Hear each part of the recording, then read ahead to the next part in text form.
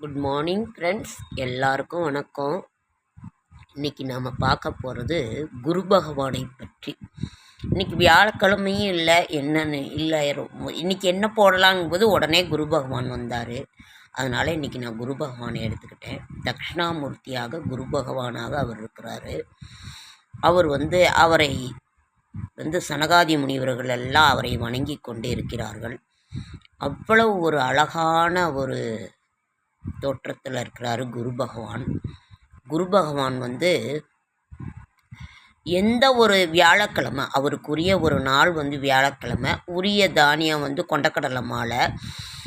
அதனால் அவரை நாம் எப்பொழுதுமே ஒரு சிறு தவறை கூட அவரை அனுமதிக்க மாட்டார். அதனால் அவரை பற்றி நாம் என்ன சொல்கிறதுனே தெரியல. அவ்வளோ ஒரு அழகான ஒரு அருமையான, நம்ம ராகு கேது கிரகங்களிலேயே சூரியன், சந்திரன், செவ்வாய், புதன், குரு, சுக்கிரன், ராகு கேது, அது அப்படியே கீழே விழுகுது. இப்போ நிற்கிறாரான்னு பார்க்கலாம். அவ்வளவு ஒரு அழகான ஒரு அருமையான ஒரு இதுதான் குரு பகவான்.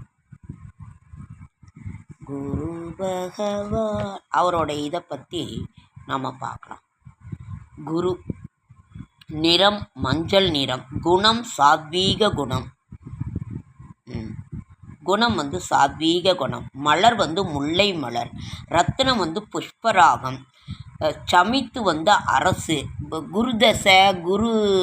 குருதசை புத்தி நடக்கிறவங்கெல்லாம் அந்த புஷ்பராக கல்லை வச்சு கூட ஒருத்தர் போட்டிருப்பாங்க மோதிரம். சமித்து தேவதை இந்திரன். பிரத்யதி தேவதை நான்முகன். தேவதை இந்திரன், பிரத்யத தேவதை நான்முகன். அவருக்குரிய திசை வடக்கு. ஆசன வடிவம் செவ்வகம். அவருடைய வாகனம் யானை. அவருடைய தானியம் கொத்துக்கடலை, அதாவது கொண்டக்கடலை. உலோகம் பொன். சுவை இனிப்பு. நட்பு கிரகங்கள் சூரியன், சந்திரன், செவ்வாய். பகைக்கோள்கள் புதன், சுக்கிரன். இவரை தேவகுருன்னு சொல்லுவாங்க. சுக்கிரனை அசுரகுருன்னு சொல்லுவாங்க. சமக்கோள்கள் சனி, ராகு, கேது. குருவின் மாண்புகள்னு ஒரு மாதேஸ்வரன் அவர்கள் எழுதியிருந்தார். அவ்வளவு அருமையாக இருக்கும். மாதேஸ்வரன் புக்ஸ் எல்லாம் அவ்வளவு அருமையாக இருக்கும். நாங்கள்லாம் வாங்கி படிச்சிருக்கோம். குரு சந்தான விருத்தி, அதாவது குழந்தைகளை, பூர்வ புண்ணியஸ்தானம், குழந்தைகள் சந்தான விருத்தி. நம்மளுடைய குலம் செழிக்கணும் அப்படின்னாவே அதற்கு அதிபதி அவர் தான். ஆட்சி வீடுகள் தனுசு, மீனம். மூலத்திரிகோண வீடு தனுசு. ஆட்சியை விட மூலத்திரிகோண வீட்டில் இருந்ததுன்னா ரொம்ப பலன் அதிகம். உச்ச வீடு கடகம். நீச வீடு மகரம். நட்சத்திரங்கள் புனர்பூசம், விசாகம், பூரட்டாதி அவரோட நட்சத்திரங்கள். திசா ஆண்டுகள் 16. பார்வையல் அவரோட பார்வை 5, 7, 9. ஒரு ஜாதகம் எவ்வளவு இதாக இருந்தாலும் சரி, அவருடைய பார்வை இருந்துருச்சுன்னா அதற்கு ஒரு தீர்வு உண்டுன்னு அர்த்தம். நான் பல தடவை சொல்லியிருக்கேன், இருந்தாலும் இப்போன்னு சொல்கிறேன். அவருடைய பார்வை 5, 7, 9. பாலினம் ஆண். ஒவ்வொரு ராசியிலும் எவ்வளவு நாட்கள் இருப்பார்? 1 வருடம் இருப்பார். உருவம் உயரம். உபகிரகம் யமகண்டன். இவருடைய க்ஷேத்திரம் ஆலங்குடி. பிற பெயர்கள் மறையோன், பிரகஸ்பதி, தேவகுரு. சுற்றும் திசை பிரதட்சணமாக சுற்றுவார்.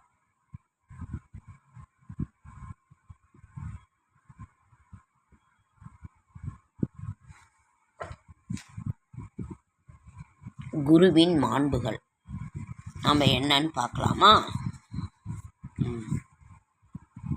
ஜாதி அந்தணர் ஜாதி. சுபகிரகம் எனப்படும் குரு புத்திரக்காரகர்.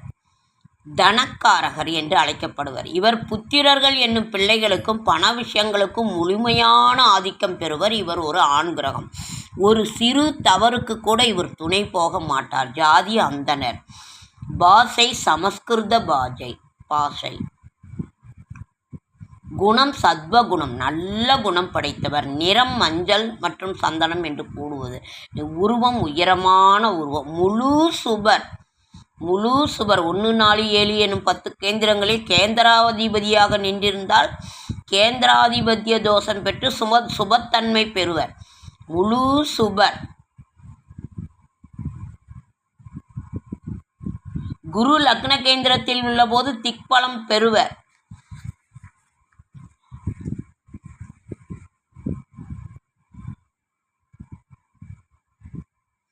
5ல் உள்ளபோது அது புத்திரஸ்தானம் என்பதா. புத்திரக்காரரான குரு புத்தி ஸ்தானத்தில் உள்ளபோது காரகோபாவனாசி என்ற அடிப்படையில் புத்திர தோஷத்தை ஏற்படுத்துவார் என்பது ஜோதிட கருத்து.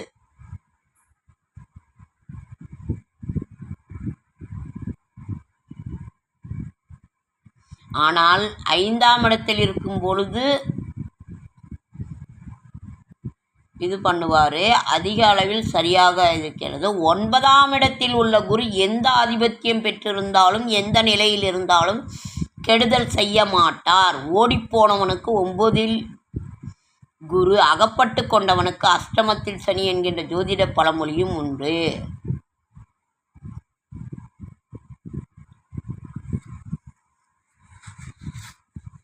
இவர் குருவினுடைய அவ்வளவு ஒரு சாத்வீக குணம் கொண்டவர். வியாழக்கிழமையில் அபிஷேக ஆராதனை எல்லாம் நடக்கும். நீங்களும் அதில் கலந்துக்கோங்க.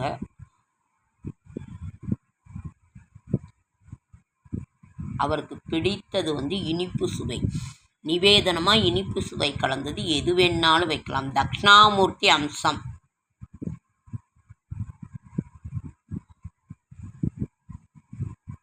அவரோட உரிய நாள் வியாழக்கிழமை. தந்தை ஆங்கிரீசர். கோத்திரம் ஆங்கிரீச கோத்திரம். பத்மினி தாரை என்னும் தாராதேவி.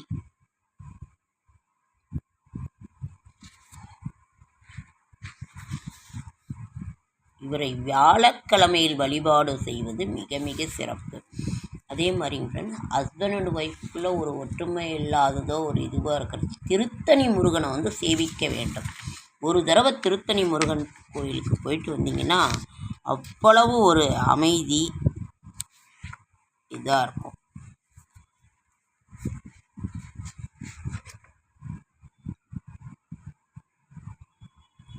குரு ராசியில் பிரவேசித்து 2 மாதங்கள் கழித்து பலன் தருவாருங்கிறாங்க. இல்லை, ஆனால் குரு ராசிக்கு பிரவேசிக்கிற 1 மாதத்திற்கு முன்னாலேயே தன்னுடைய பலனை கொடுப்பாரு. சூரியன் 15 பாகைக்குள் வரும்பொழுது அஸ்தமனமாகி அஸ்தங்க தோஷம் பெறுவார். தசாவின் மத்தியில் பலன் கொடுப்பார்.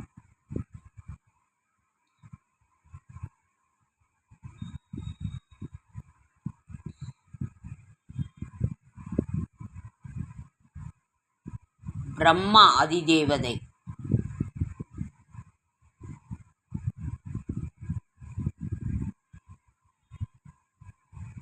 பகை கிரகங்கள் புதன் சுக்கிரன்.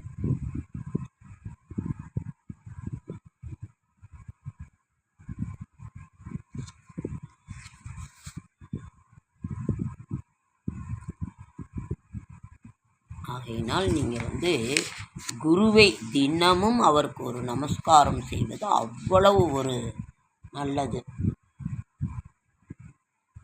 16 வருஷம் அவரோட குருதசை.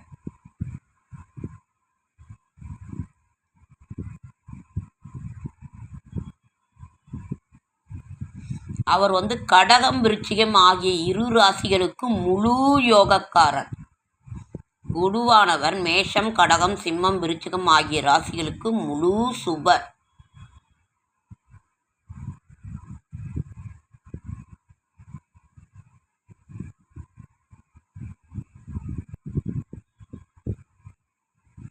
குருவின் நிலையை கொண்டு ஒருவரின் புத்திரங்கள், அதாவது குழந்தைகள், தனவிருஷங்கள், அறிவுக்கூர்மை, பெருந்தன்மை, வேதமந்திர சாஸ்திர அறிவு, யாகங்கள் செய்தல், தீர்த்த யாத்திரை, தெய்வ காரியங்கள் ஆகியவற்றை நன்றாக அறியலாம்.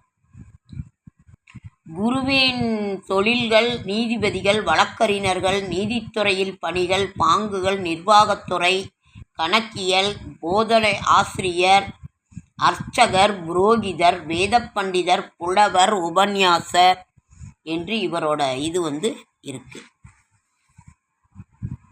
குரு பகவானே சரணம்.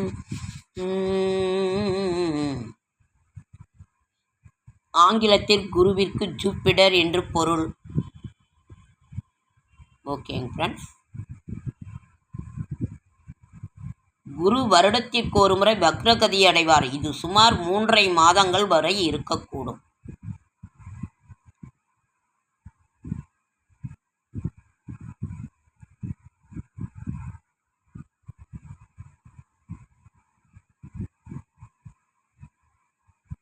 குரு பகவானே சரணம். குரு பகவானே சரணம். ஓகேங்க ஃப்ரெண்ட்ஸ், லைக் பண்ணுங்கள், ஷேர் பண்ணுங்கள், கமெண்ட் பண்ணுங்கள், சப்ஸ்கிரைப் பண்ணுங்கள். என்னால் முடிந்த ஆன்மீக தகவலை தர, நல்ல தகவலை தர என்னோடய ஷார்ட்ஸ் வீடியோ பார்க்குற அனைவருக்கும் என்னுடைய மனமார்ந்த நன்றி. ரொம்ப லேட் ஆகிடுச்சிங்க ஃப்ரெண்ட்ஸ். ஓகேங்க ஃப்ரெண்ட்ஸ், அடுத்த வீடியோவில் சந்திக்கிறேன்.